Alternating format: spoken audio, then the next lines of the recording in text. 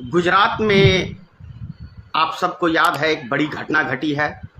खूब social media पे चर्चाएं चल रही हैं। केस चला गया है सुप्रीम कोर्ट के अंदर, सुनवाई हो रही है सुप्रीम कोर्ट में। अजीबोगरीब सा बयान ओरेवा कंपनी के दो मैनेजर हैं, जिसमें एक मैनेजर की बयान आपको याद दिला देता है अक्षय कुमार की फिल्म जो आई थी oh my God. Paresh Rawal भगवान के ऊपर केस करते हैं, बिल्कुल हूबहू स्टोरी वही चल रही है अभी गुजरात के अंदर। अब ऐसा लगता है कि जिस तरीके से केस को हैंडल किया जा रहा है और जिस तरीके से बयान दिए जा रहे हैं, ऐसा लगता है कि सारी घटना का जिम्मेदार भगवान है। ये कहना है ओरेवा कंपनी के मैनेजर का, कोर्ट में, वो भी इधर उधर नहीं, कोर्ट के अंदर कहा है। अब 150 आदमियों से ज्यादा व्यक्तियों की जाने गई हैं, सैकड़ों घायल हैं।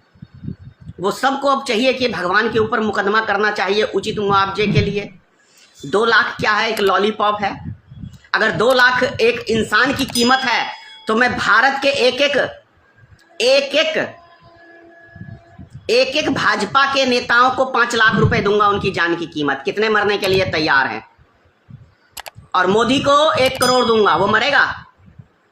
अमित शाह को 1 करोड़ दूंगा, मरेगा। अगर यदि एक इंसान की कीमत सिर्फ 2 लाख रुपया,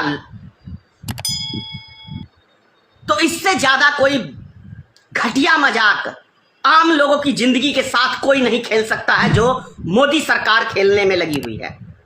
और वैसे भी मोदी सरकार का मैं हर बारी कहता हूं, इतिहास है आदमी की जिंदगी के साथ खेलना।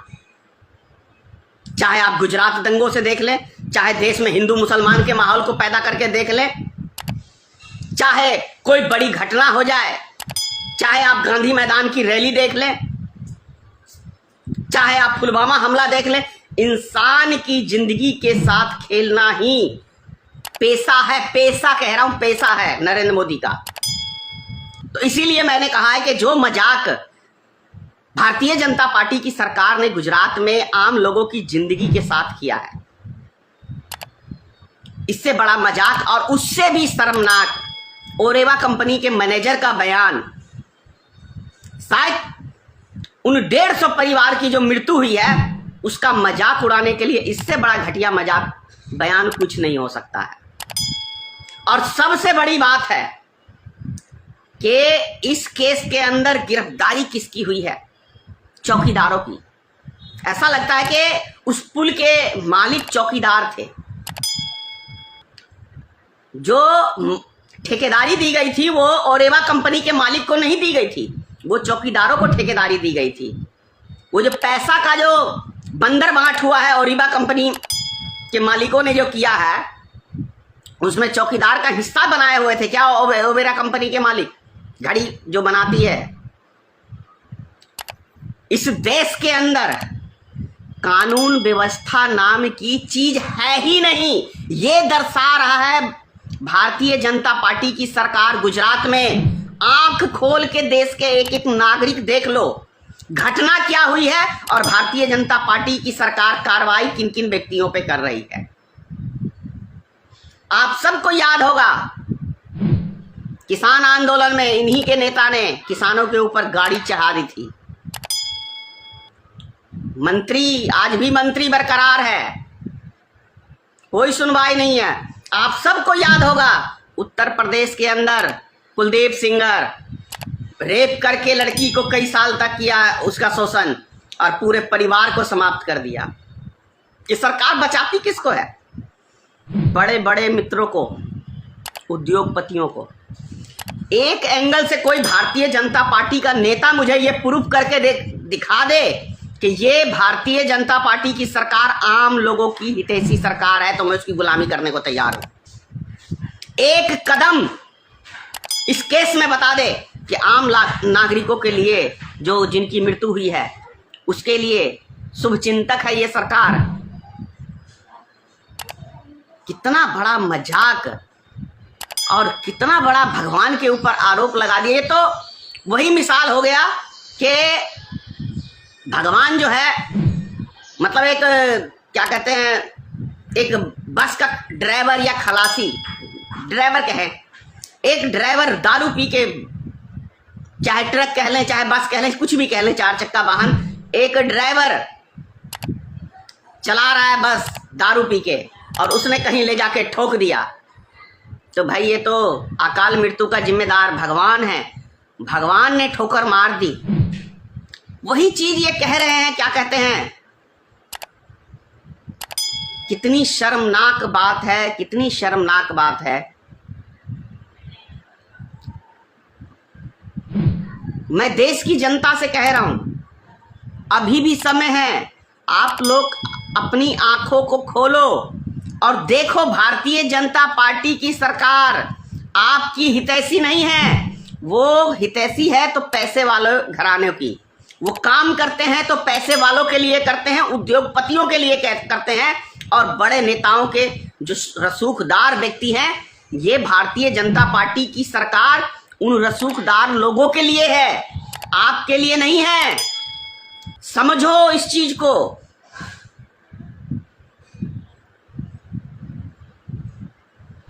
बड़े ध्यान से मैं सभी चैनलों को देख रहा हूं, सुन रहा हूं,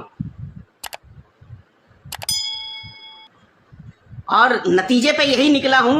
और मैं तो शुरू से बोल रहा हूं कि भारतीय जनता पार्टी का मतलब है आम लोगों की पार्टी नहीं, भारत जलाओ और राजनीतिक रोटी सेको।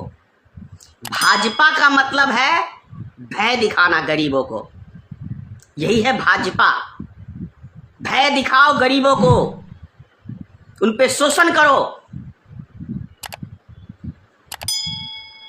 गुजरात में चुनाव है, अगले साल कई राज्यों में चुनाव है, तो इनसे बच के रहो भैया।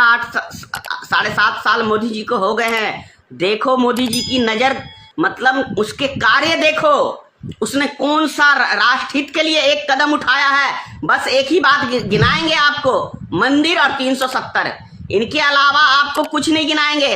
और ये दोनों में राष्ट्र का क्या भला है, ये मुझे कोई बता दे। दोनों ही कार्य देश की जनता की भावना के साथ खिलवाड़। भाई मुसलमान के इलाके में, जहां मुसलमान का मोहल्ला है, वहां पे कोई हिंदू घर नहीं बनाना चाहेगा, कारण गाय को लेके। वो कुछ खाते हैं, हम कुछ खाते हैं।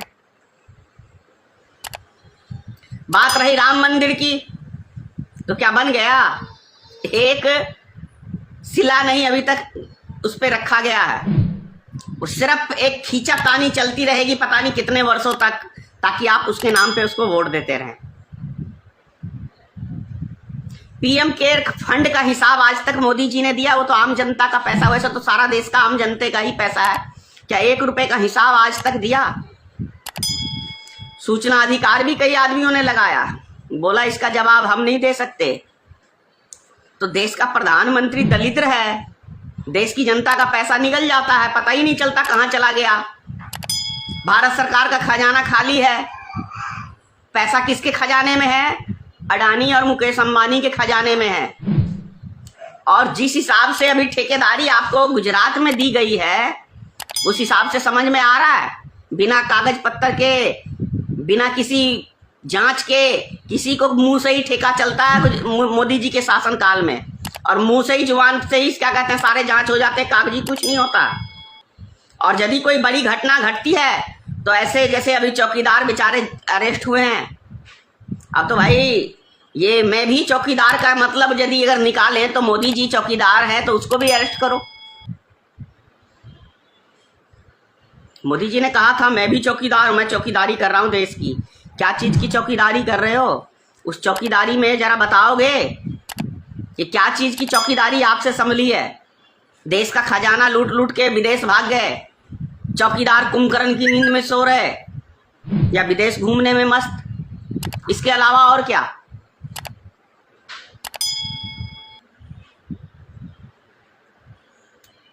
और यादव जी, आप वीडियो देख रहे हैं, इज्जत समझिए, आपका मैंने सम्मान किया, तो आप भी अपने जुबान पे कायम रहें। और जो धनराशि है मेरी, हट गए।